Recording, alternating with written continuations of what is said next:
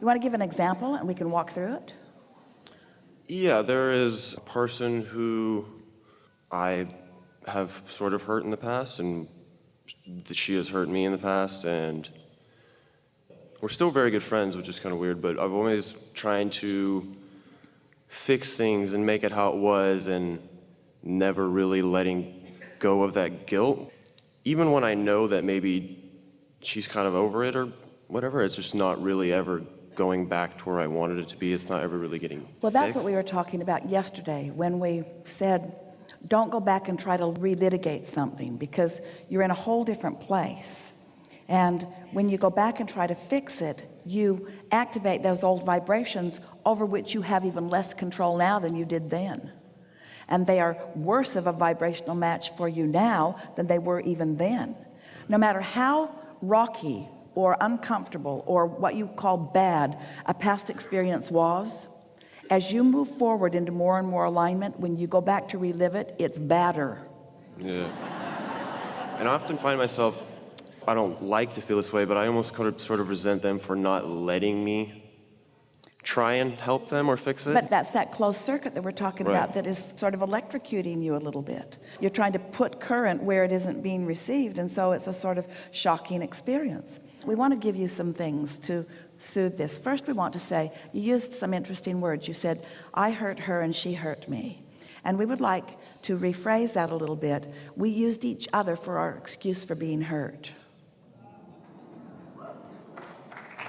Totally, yeah. We used each other as our reason to close our circuit and not let the true current from source flow, because that's really where it's all flowing.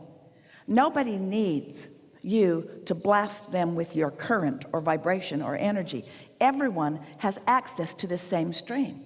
And there are a lot of people walking around with closed circuits and complaining about it, wanting those of you who appear to have your circuits open to give them some of what you've got. We said to someone the other day who was suffering so much over not being able to get through to help someone, and we said, that person has access to source energy. And if we can't get in, what makes you think you can?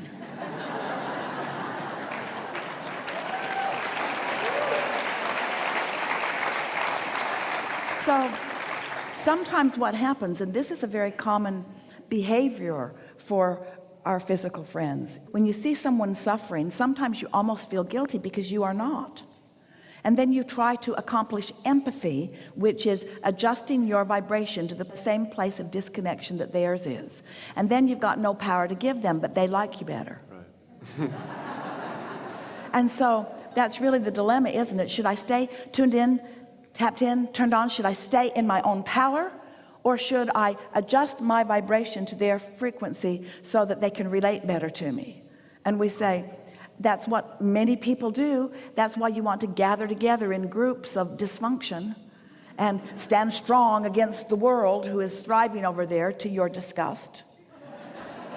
When really what you're wanting to do, if you're wanting to help someone, you can only teach through the clarity of your example. And so here's the way we would go about it. When they are asleep, their circuits are open. When they are happy, their circuits are open. So if you are thinking about them when they're not presenting a closed circuit to you right before your face, if you're thinking about them with appreciation, then you are directing the energy of source on their behalf. That's beneficial to them. But what you're really accomplishing is an adjusting of your vibration about them, because you cannot be in sync with source and thinking about somebody negatively at the same time. Right. So if your emphasis to yourself is upon feeling good while you think about them, then you must always know that you're doing the most that you can do. But you want to watch yourself, because sometimes you're inspired to the thought, you're tuned in, tapped in, turned on, you're in the receptive mode, and you get an impulse and you're thinking about them. It happens a lot. You're thinking about them not because you have regret and not because you need to go back and fix something, but because you had positive momentum with that person too. And so the thought comes, the impulse is right, and you're in the receptive mode, and then, because it's a familiar thought, and it was more familiar in the negative realm than it is in the positive realm, your thoughts turn negative, and then you feel the regret, and then you feel like you still want to follow through with the impulse that was there before the regret was there, and that's when it backfires. And that's not only about their circuit, it's about yours too. Totally. So what we would do, we would think fondly, we would make lists of appreciation, we would even rampage appreciation, if you want to, about anyone, and use that as your adjusting of your vibration. And then what that ensures is that you are less likely to get an impulse about them unless the timing is really right. Isn't that a lovely thing? Wouldn't you like to? Doesn't it sound like just the best plan ever for you to know when you're tuned in, and when you're tuned in, your inner being to know when the other is tuned in, so that you can be guided to the impulse? We have not put it to you this way before, but that's really what's happening. If the circuit's open so that you're going to have smooth sailing, that's when the impulse comes. That's what we mean when we say your inner being gives you perfect timing about things. But if you're just slogging along and you're not taking care to pay attention to whether you're really in the receptive mode or not, and instead you're in the receptive mode of vulnerability or regret or something, and then you get the impulse to go, and there's no benefit because your non-physical entourage hasn't been out there ahead of you paving the way for you. Your timing isn't right. Are you following this?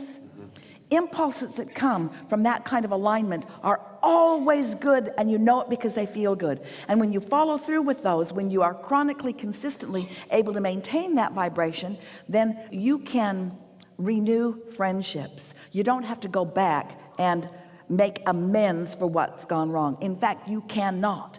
Someone said to us one day, Abraham, are you a forgiving being? And we said, no, never. And they were shocked. And we said, we haven't condemned to begin with, so we have nothing to take back. But even if we have, we are wise enough to know that going back and relitigating would take us from the vibrational frequency that we now are. There is no benefit in that, you see.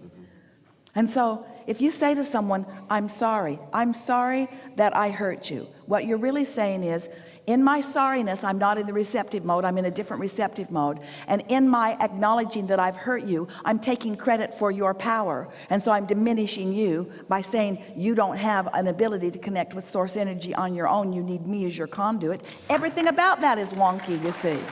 Everything. Now, you can be sorry in the sense that you don't want someone to feel bad, but you cannot get carried away in that without losing your connection, and then you have nothing to give them. So you're right. Some of them may find you arrogantly in alignment. Some of them might call you selfish. You are so selfish. How dare you feel good when I feel bad? That just doesn't seem right. And you say, all right, I've been happy for a long time. I'll be sad for a month. I'll be sad for a month. You take the happiness, I'll take the sadness. Let me know when my month is up and we'll switch back. It doesn't work like that, does it? I'll be sick. I've been so well for so long. I'll be sick now and let some of the sick people be well. Doesn't work, does it? Everyone has access to the stream. You just want to demonstrate that you figured out how to access it for yourself. And as you're consistent in it, they'll figure it out too.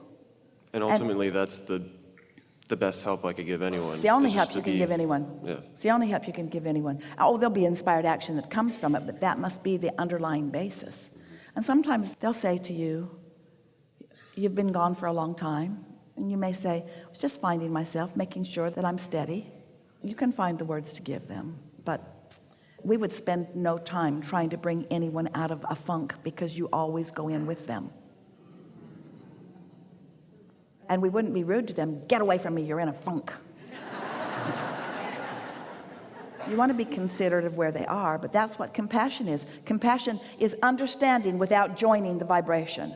That's what compassion is. Compassion is being so dominant in your alignment with who you are that you are able then to hold someone as your object of attention in alignment. That's what Jesus was doing in his healing.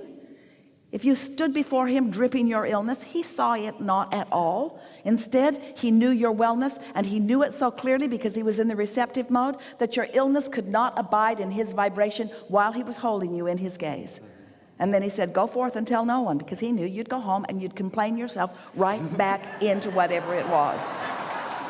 You'd go find somebody to commiserate with you, to empathize with you, to worry with you. Nice to know. Something more? I mean, I could sit here all day and talk, but I figured I'd give someone else a chance. That's considerate.